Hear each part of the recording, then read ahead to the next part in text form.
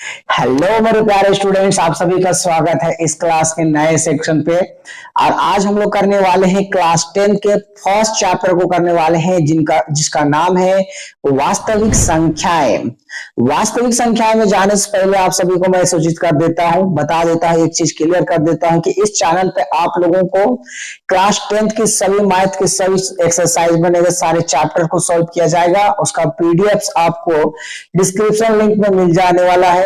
और साइंस का भी सारा फिजिक्स, केमिस्ट्री, बायोलॉजी सभी कुछ इसमें मिलने वाला है।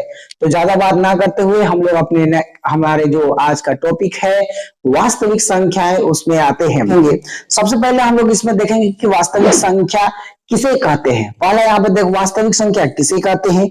उसके बाद देखेंगे सेकंड पॉइंट है यूक्लिड विभाजन प्रमेय क्या है इस चैप्टर में। फिर तीसरा जो है हम लोग का अंक गणित की आधार परिमेय, इस तीनों टॉपिक के बारे में हम लोग इसमें जानने वाले हैं। तो यहाँ पे तुम देख सकते हो, सबसे पहला तुम लोगों को नजर आ रहा होगा वास्तविक संख्या क्या है। उसके बाद क्या है यूक्लिड विभाजन प्रमेय क्या है। थर्ड जो है अंक गणित की आधारभूत प्रमेय। तो सबसे पहले हम लोग आते हैं कि वास्तविक संख्या क्या है। पहला प्रश्न होता है वास्तविक संख्या क्या है। तो वास्तविक संख्या परिमेय और अपरिमेय संख्याओं का एक समूह जिसको हम वास्तविक संख्या कहते हैं। परिमेय और अपरिमेय संख्याओं का एक समूह। तो इधर देख रहे होगे परिमेय संख्या, इधर देख रहे हो अपरिमेय संख्या। ये जो परिमेय संख्या है, परिमेय संख्या, और ये जो अपरिमेय संख्या है, इन दोनों का जो समूह होता है उसी को क्या बोलते हैं, वास्तविक संख्या। और वास्तविक संख्या को हम संख्या रेखा पर दर्शा सकते हैं। वास्तविक संख्या को संख्या रेखा पर दर्शा सकते हैं। जैसे तो यहाँ पर एक कंफ्यूजन होता है, परिमेय क्या है, अपरिमेय क्या है। तो क्लास 9th में हम लोग पढ़ चुके हैं परिमेय संख्या क्या होती है। परिमेय संख्या वह होती है जिन्हें हम p बाई क्यू के रूप में लिख सकते हैं और उसका q नॉट इक्वल टू 0 होता है। q not equal to 0। और अपरिमेय संख्या क्या है, जिन्हें हम p बाई क्यू के रूप में नहीं लिख सकते हैं, जैसे √2, √3, √4, ये सब अपरिमेय संख्याएं हैं। तो सबसे पहले क्लियर कर दिए। सबसे पहले क्या है वास्तविक संख्या क्या है, परिमेय और अपरिमेय संख्याओं का एक समूह जिन्हें हम लोग क्या बोलते हैं, वास्तविक संख्या, जिन्हें हम लोग संख्या रेखा पर निरूपित कर सकते हैं। जो संख्या रेखा होता है इस पे हम लोग निरूपित कर सकते हैं। ठीक है, जैसे कि 1, 2, 3, 4 माइनस 1/2, 3/4 कोई भी संख्या तो क्या है वास्तविक संख्या। और वास्तविक संख्या एक सिंपल भाषा में तुम समझ लो, दुनिया में जितनी भी संख्या है उन सभी को क्या अगर संख्या रेखा पे वो निरूपित हुआ तो वो क्या हो गया, वास्तविक संख्या हो जाएगा। ठीक है, नेक्स्ट टॉपिक में आते हैं यूक्लिड विभाजन प्रमेय में।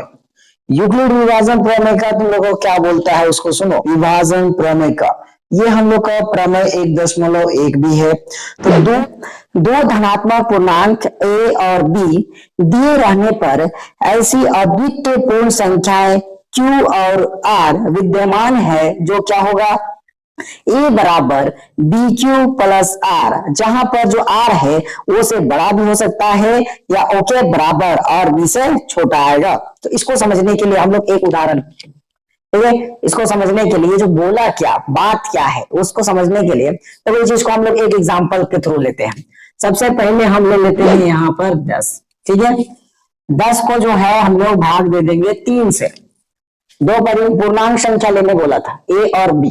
ठीक है, a और b ले लिए तो पूर्णांक संख्या हम लोग इस प्रकार से भाग देने पर, अब जो है दो संख्या लेने बोला था तो माना a बराबर हम मान लिए 10 और b बराबर मान लिए 3। दो संख्या लिए, जो बड़ा था उसको हम माने a, जो छोटा था उसको हम माने b। अब b से हम इसको भाग दे रहे हैं तो 3 3 9 घटा दिए तो 1। तो ध्यान से देखो कि ये जो है यहाँ पे क्या क्या चीजें हैं। जो भाग देता है उसको हम लोग बचपन से जान रहे हैं, वो कहलाता है भाजक। जो भाग हुआ वो कहलाया हमारा भाज्य, और जो मिला हम लोगों को वो क्या हो गया, भागफल, और लास्ट में जो बचा वो क्या हो गया, शेषफल। ठीक है, तो छोटा काम तुम सुना होगा कि तुम जब भी भाग दिया, कोई भी चीजों को तुम भाग करते हो, तो उस समय हम लोग जब पढ़ रहे थे पिछले क्लास में, मतलब कि बच्चे क्लास में हम लोग देखते थे, 4 क्लास 5 क्लास में हम लोग ने पढ़ा कि अगर आपका भाग अगर सही है तो उसको आप चेक कीजिए कि आपका भाग गलत है कि सही है। तो चेक करने के लिए तुम क्या करता था, एक समीकरण तैयार करता था इस प्रकार का। तुम क्या लिखता था, भाज्य बराबर भाजक गुना भागफल जोड़ शेषफल। भाजक बराबर भाज्य बराबर सॉरी भाज्य बराबर भाजक गुना भागफल जोड़ शेषफल। ठीक है, अब यहाँ जो भाज्य था, हम शुरू में ही भाज्य को क्या माने थे, ए, तो ए हो गया ये। ठीक है, समीकरण हो जाता था, चेक करता था तुम लोग कि भाज्य कितना है, यहाँ पर 10 है। ठीक है, भाजक कितना है 3 गुना भागफल कितना है 3, शेषफल कितना बच गया 1। अगर इसको सॉल्व करोगे तो कितना आ जाएगा 10। यानी कि अगर ये दोनों बराबर हो गया तो तुम्हारा ये जो है भाग सही है। तो ये चीज हम लोग पहले ही पढ़ चुके हैं, लेकिन उस समय नहीं जानते थे कि इसको जो देने वाला है वो कौन था, यूक्लिड है। यूक्लिड द्वारा इस समीकरण का खोज हुआ है, उन्होंने बताया है, और उनका कहना है कि जैसे कि ए हो गया ये। चलिए इसको नोट डाउन करना है तो नोट डाउन कर लेना, रफ है। तो हम लोग यहाँ पर से इसको हटाते ही ये वाला तो इसको मान हम ए बराबर भाजक जो हो गया हम लोगों का वो हो गया बी, और भागफल क्या होता है इंग्लिश में बोलते हैं कोसेंट, तो इसको क्या मान लिए क्यू। शेषफल को इंग्लिश में बोलते हैं रिमाइंडर, तो उसका क्या हो गया आर। ठीक है, और यहाँ एक बात याद रखना है, जो शेषफल होगा यानी कि जो ये आर है वो हमेशा या तो 0 से बड़ा होगा या 0 के बराबर। तो भाग देके देखे हो गया, नीचे 0 भी आ सकता है, और हमेशा क्या हो सकता है, b से छोटा होगा। ठीक है, तो ये है हम लोगों का यूक्लिड विभाजन प्रमेय का। ठीक है, जिनमें हम लोग क्या करेंगे, वही भाग विधि है। इसमें क्या करते हैं हम लोग कि इसमें जो भाज्य होता है वो क्या होता है, ए होता है, बी क्या है भाजक, क्यू क्या है भागफल जोड़ शेषफल। अब ये आर जो होगा हमेशा 0 से बड़ा होगा, और बड़ा या बराबर या बी से छोटा होगा। ठीक है, हो गया ये चीज, यूक्लिड विभाजन प्रमेय का समझ में आया। तो इसका यूज क्या है, इस्तेमाल क्या है, ये चीज को क्यों, इसका मेन मकसद, ये मकसद तो छोटा डाउन चेक करने वाले जानते थे कि मेन मकसद, इसका मकसद, एक मकसद हम लोग को पता था पहले से कि चेक करना है इसमें कि तुम्हारा भाग सही है कि गलत है। लेकिन क्लास 10th में इसका इस्तेमाल किया जाएगा, हम लोग इसका इस्तेमाल करेंगे एचसीएफ निकालने के लिए। ठीक है, अब एचसीएफ निकालने के लिए किस प्रकार से होगा, तो हम एक्सरसाइज जब करेंगे इसके बाद, ये इंट्रोडक्शन क्लास है, सबसे पहले इंट्रोडक्शन क्लियर करते हैं। यूक्लिड, आई होप कि यूक्लिड विभाजन प्रमेय का समझ में आ चुका होगा। तो इस प्रकार से है, हम लोग इसका इस्तेमाल करेंगे एचसीएफ निकालने के लिए। ठीक है, नेक्स्ट टॉपिक में आते हैं। हमारा दूसरा टॉपिक क्या है, अंकगणित की आधारभूत प्रमेय। अंक जो गणित है, अंक गणित जो देखते हैं उसका आधारभूत जो है आधारभूत प्रमेय। आधारभूत प्रमेय बहुत सिंपल सा प्रमेय है। प्रत्येक भाज्य संख्या, तुम लोगों को नजर आ रहा होगा स्क्रीन पे, यहाँ पे ध्यान से देखो, प्रत्येक भाज्य संख्या को अभाज्य संख्या के गुणनफल के रूप में व्यक्त किया जा सकता है। ठीक है, जितना भी भाज्य संख्या है उनको अभाज्य संख्याओं के गुणनफल के रूप में व्यक्त किया जा सकता है, तथा ये गुणनखंड अभाज्य गुणनखंड के आने वाले क्रम में बिना अद्वितीय होता है। इसका सिंपल से अगर समझा जाए कि जो भाज्य संख्या है तुम्हारा, मान लो भाज्य संख्या 240, भाज्य जिसका भाज्य 1 से ज्यादा हो, जो भाजक है अगर उसको भाग दोगे, भाजक जो है वो 1 से ज्यादा हो, भाज्य संख्या होती है। ठीक है, 1 से ज्यादा भाग हुआ तो भाज्य संख्या। अब देखो इसको भाज्य करते हैं यानी कि गुणनखंड करते हैं। ये दिया गया 240, ये किससे जाएगा, 2 1 2, 2 2 4, 0 उतर गया, फिर हो जाएगा 2 6 12, फिर 2 3 6, फिर सम संख्या है 2 1 2, 2 5 10, फिर 3 5 15, 5 1 5। अब तुम ध्यान से देखोगे 240 का क्या आ गया, 2 गुना 2 गुना 1 2 3 4, 3 गुना 5। जो परिभाषा बोले, जो अभी हम लोग पढ़े, वही परिभाषा को यह सिद्ध कर चुका है कि अभाज्य संख्याओं का जो गुणनखंड होगा, और गुणन के रूप में अभाज्य गुणनखंड के रूप में हम लोग लिख सकते हैं, लिख के दिखा दिए हैं। यहाँ पर तुम 1 2 3 4 इसका पावर 4 लगा के यानी कि घात 3 गुना 5 लिख सकते हो इस प्रकार से। ठीक है। अब बोला जाए कि इसका भी यूज क्या है, बताइए। इसका भी आप सवाल के कि पढ़े तो पढ़े इसको क्यों, क्यों तोड़े इसको क्यों, वो जो संख्या में था उसी में छोड़ दो भाई, इसको तोड़ क्यों रहे हो। ठीक है, इसका भी उत्तर देते हैं। इसका इस्तेमाल हम लोग क्या करेंगे, एलसीएम और एचसीएफ को निकालने के लिए इस्तेमाल किया जाएगा। अब इससे पहले भी आप बोले कि जो यूक्लिड क्रमिका है उसमें भी एचसीएफ निकलेगा, हाँ उसके द्वारा एचसीएफ निकलेगा, इसके द्वारा भी। और ये चीज तुम लोग बचपन से पढ़ते आ रहे हो, मेरा ख्याल है एलसीएम एचसीएफ निकालने जानते हो, लेकिन फिर भी एक बार हम लोग फिर से निकालते हैं। तो एक संख्या तो हम गुणनखंड ले लिए हैं, तो मान लो दूसरा संख्या इसी में हम लोग मान लेते हैं, चलिए 40 को लेते हैं। ठीक है, 40 को लेंगे हम लोग, तो 40 का हम लोग गुणनखंड करते हैं। 40 का 2 दूना 4, 0 उतर गया, 2 एका 2, 0 उतर गया, 2 पचे 10, 5 एका 5, यानी कि 40 का जो गुणनखंड है वो हम लोगों को आया है 2 गुना 2 और 5। ठीक है, इसको पहले ये वाला चीज को हटा देते हैं यहाँ पर से। अब जो जो चीजें मिल रहा है यहाँ मैच कर रहा है, सर सामने लाते हैं। 40 ये रहा और ये 5, जो जो हम लोगों को मिल रहा है उसको आप सर्कल कर दीजिए। तो इसमें एलसी अगर एचसीएफ निकालना है किसका किसका, 240 और 40 का, जो जो बॉक्स के अंदर है उसको केवल लिखिए। 2 2 और ये 2 और ये 5, और कोई मैच नहीं कर रहा है तो क्या जाएगा, 2 दूना 4, 4 दूना 8, 8 पचे 40। तो आपका एचसीएफ कितना निकल गया भाई, 40। एलसीएम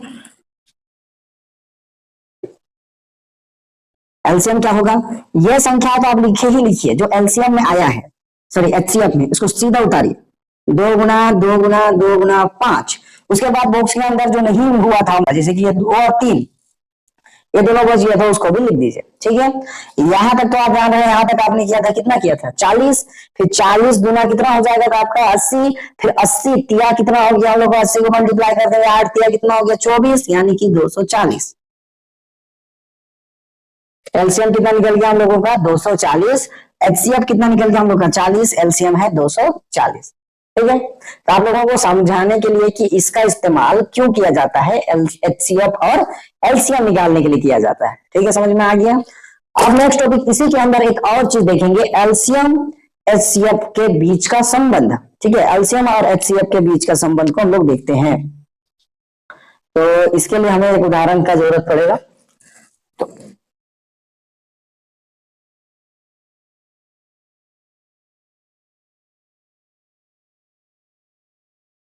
तो देखिए, एक चीज आप याद रखिएगा कि एलसीएम जो आएगा और एचसीएफ जो आएगा, अगर इन दोनों को गुना करेंगे तो एलसीएम और एचसीएफ निकालने के लिए दो संख्या का इस्तेमाल किया जाता है, एलसीएम और एचसीएफ। तो पहला संख्या गुना दूसरा संख्या, पहली संख्या तो दूसरी संख्या लिख सकते हो, पहली संख्या गुना दूसरी संख्या। एलसीएम और एचसीएफ का जो संबंध है और उसके संख्या, एलसीएम इंटू एचसीएफ बराबर होगा पहली संख्या गुना दूसरी संख्या के साथ, उसका जो पहला संख्या है और दूसरा संख्या। मान लीजिए दो, एक और उदाहरण ले लेते हैं हम लोग, इसको सॉल्व करने के लिए छोटा छोटा ले लिया। मान लेते हैं 4 और 16 ले लिया। ठीक है, इस प्रकार से लिया, या मान लो यहां पर 15 ले लिया। ठीक है ना, अब इन दोनों का एलसीएम निकालना है, तो दो संख्या है, पहली संख्या दूसरी संख्या, तो एलसीएम निकालना है तो पहले गुणनखंड करेंगे। 3 पचे 15, ये वाला को लिख लो भाई, यहां से हटा देते हैं। पहला देख लिया 15 और 16, गुणनखंड कर दिए। 3 पचे 15, 5 का 5, 16 नहीं लेते हैं, मान लो 25 ले लिए, आता उसमें भी, लेकिन 5 पचे 25, 5 का 5, तो यहाँ पे ले लिया है। एलसीएम और एचसीएफ को समझने के लिए एक नया उदाहरण लेते हैं हम लोग। क्या लेते हैं, 15 और 25। इसमें देखेंगे इनकी जो दो संख्याओं के बीच में और एलसीएम और एचसीएफ के बीच का संबंध। तो यहाँ पर हो गया 3 गुने 5, यहाँ पे हो जाएगा 25 का, हो जाएगा 5 25, जो मैच किया उसको लिख दीजिए। एचसीएफ जो होगा हम लोगों का, एचसीएफ किसका किसका, 15 और 25 का, एचसीएफ जो है वो 5 है, और एलसीएम जो है किसका, 15 और 25 का, वो हम लोगों का 5, फिर एक 5 बचा हुआ था 5 और एक 3, 5 पचे 25, 25 तिया,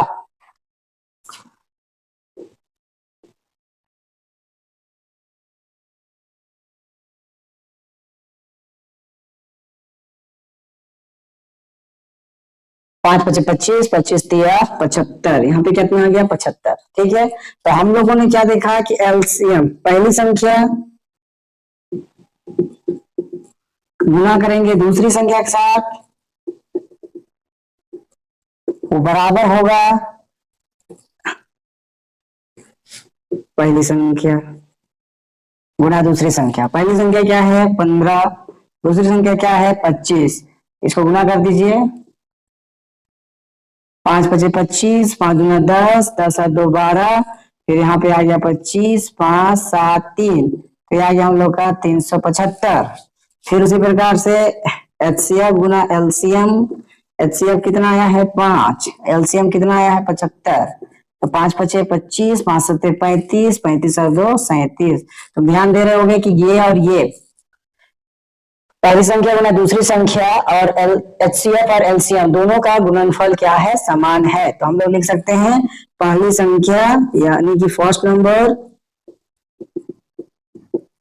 गुना दूसरी संख्या बराबर होगा एचसीएफ गुना एलसीएम का। ये चीज ये ठीक है, ये ज्यादा डिटेल्स में हम लोग और जब एक्सरसाइज करेंगे उस समय इस सभी को प्रॉपर तरीका से और अच्छा तरीका से, अभी इंट्रोडक्शन है ज्यादा लंबा नहीं खींचते हैं। ठीक है, तो अब आगे हम लोग जाते हैं इस चैप्टर का इंट्रोडक्शन चैप्टर का वीडियो का ये लास्ट टॉपिक है, बहुत इंपॉर्टेंट है, मोस्ट इंपॉर्टेंट टॉपिक है, तो इसको ध्यान से समझिएगा किस प्रकार से करेंगे। इसमें एक प्रमेय और आता है, उस प्रमेय को क्वेश्चन करने टाइम ही देखते हैं। तो हम ये चीज पहले से आप लोगों से उम्मीद करते हैं कि आप जानते होंगे कि √2 कैसी संख्या है, अपरिमेय संख्या है। तो हमें लेकिन इसको क्या करना है, सिद्ध करना है, सिद्ध करना है। इससे पहले जब मैं क्लास लेता हूँ ऑफलाइन क्लास में, तो उसमें सभी बच्चे बोलते हैं ये अपरिमेय संख्या, तो इसको सिद्ध क्यों करना है। पहले से पता है अपरिमेय संख्या, लेकिन अब जब बड़े क्लास में हम लोग आ गए हैं तो इसको सिद्ध करके देखना पड़ेगा अपरिमेय संख्या कैसे है। जब ये अपरिमेय संख्या सिद्ध करना है तो हमें क्या करना पड़ेगा, पहले इसको मानना पड़ेगा कि ये क्या है, परिमेय संख्या। तो सबसे पहले हम लोग मानते हैं, माना √2 एक परिमेय संख्या है। माना √2 एक क्या है, परिमेय संख्या मान लो। अब ये परिमेय संख्या है तो परिमेय संख्या को कैसे लिख सकते हैं, a/b के रूप में, यानी कि बटे के रूप में। तो हम मान लिए a और b, और यहां पर ध्यान देगा, यहां पर a और b सअभाज्य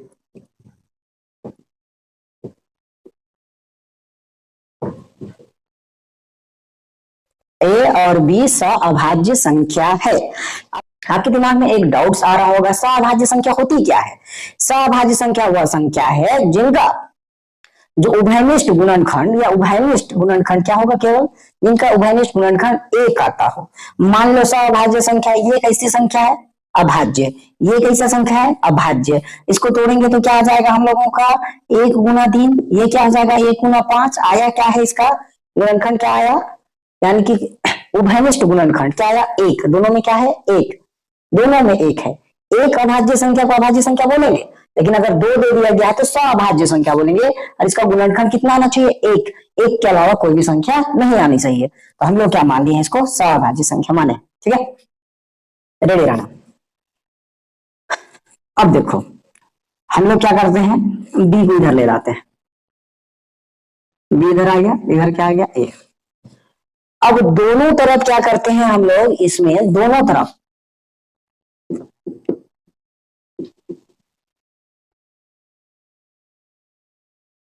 वर्ग करने पर, हम दोनों तरफ वर्ग कर दो भाई, इधर वर्ग कर रहे हैं और इधर भी वर्ग कर दिया। √2 का आप वर्ग कीजिएगा तो आएगा 2, b का वर्ग कीजिएगा तो b स्क्वायर, a का a स्क्वायर। ठीक है, अगर आप ध्यान से देखिएगा, अगर हम ये जो 2 है अगर इसको उधर भेज देते हैं, ठीक है, अगर इधर भेज देते हैं तो a स्क्वायर बाय 2 होगा। ठीक है, भेजना नहीं है, बस सोचना है कि हम अगर 2 उधर भेज दिए तो a स्क्वायर बाय 2। तो प्रमेय, एक प्रमेय हम लोग इसमें पढ़े नहीं है, लेकिन आपको हम बता देते हैं कि एक प्रमेय के अनुसार अगर कोई संख्या किसी संख्या का वर्ग को भाग दे रहा है तो वो उसके स्क्वायर को भाग दे रहा है तो वो ए को भी भाग देगा ए स्क्वायर से। बहुत हमको डाउट है, नहीं समझ में आया होगा। क्या कि देखो दो जो है ए स्क्वायर को भाग देगा तो ए को भी भाग देगा, ठीक है, डिवाइड करेगा। क्यों ऐसा करेगा तो ध्यान से देखो, एक एग्जांपल ले लेते हैं। अगर 10 स्क्वायर को अगर 5 डिवाइड कर रहा है, 10 स्क्वायर को अगर 5 डिवाइड करेगा, इसका स्क्वायर हटा देंगे तो 10, इसको भी डिवाइड कर सकता है, इसको भी, इसको डिवाइड करेंगे क्या हो जाएगा 100, 100 बाय 5, 5 से डिवाइड हो जाएगा, 5 1 जा 5, 5 2 जा 10। अब ये क्या हो जाएगा 5 1 जा 5, 5 2 जा 10। यानी कि जो स्क्वायर को डिवाइड कर सकता है, ऐसा नंबर जो किसी भी संख्या का अगर स्क्वायर को डिवाइड कर सकता है या करेगा तो वो उसके स्क्वायर रूट यानी कि बिना स्क्वायर लगा हुआ नंबर को भी करेगा। तो यहाँ पे क्लियर है। तो देखो यहाँ पे लिखेंगे क्या, यहाँ पे लिखेंगे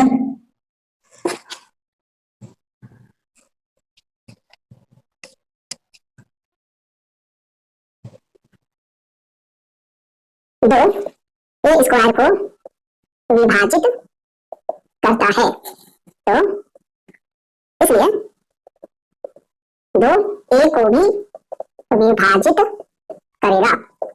ये लाइन हो गया। मान लिया समीकरण 1, इसको मान लिया समीकरण 1। अब देखिए माना ए स्क्वायर दिया गया तो हम ए का मान लिए 2c। मान लो वर्ग करने पे कुछ भी संख्या आ गया तो वो आ गया ए का कुछ भी वैल्यू आ गया, क्या आ गया 2c। जहां ए है वहां पे 2c भरिए, 2b स्क्वायर बराबर 2c स्क्वायर बराबर, यहाँ पे ए की जगह पे हम 2c रख दिए। अब देखो 2b स्क्वायर, इसका स्क्वायर करोगे तो यहाँ हो जाएगा हम लोग का क्या 4c स्क्वायर, ठीक है। कैंसिल कर दोगे 2 1 जा 2, 2 2 जा 4, क्या मिल गया b स्क्वायर बराबर 2c स्क्वायर। अब देखो यहाँ पर फिर से अगर 2 को इधर भेज देते हैं तो 2 जो है b स्क्वायर को डिवाइड करेगा तो वही 2 b को भी डिवाइड करेगा। तो यहाँ पर लिखो Therefore, दो b स्क्वायर को विभाजित करता है इसलिए दो b को भी विभाजित करेगा। ठीक है, इसको मान लिया समीकरण 2। इसको उतार लीजिए, ये लाइन अप हो गया होगा। अब देखो समीकरण 1 व समीकरण 2 से। 1 में भी देखोगे कि a का गुणनखंड क्या आ रहा है 2, b का भी गुणनखंड क्या विभाजित मतलब गुणनखंड, ठीक है। तो 2 को भी गुणनखंड कर, a भी 2 से गुणनखंड हो रहा है 2, b भी, तो a और b का उभयनिष्ठ गुणनखंड 2 है।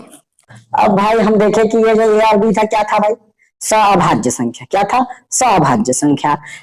सअभाज्य संख्या का मतलब है उभयनिष्ठ गुणनखंड कितना आना चाहिए था 1, आ कितना रहा है 2, यानी कि बात हम लोगों का क्या हो गया गलत, कि वो क्या है सअभाज्य संख्या है।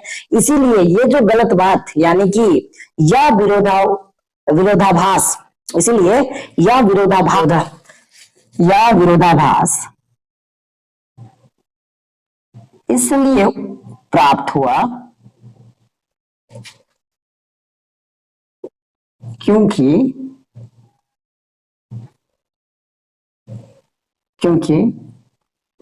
हमने गलत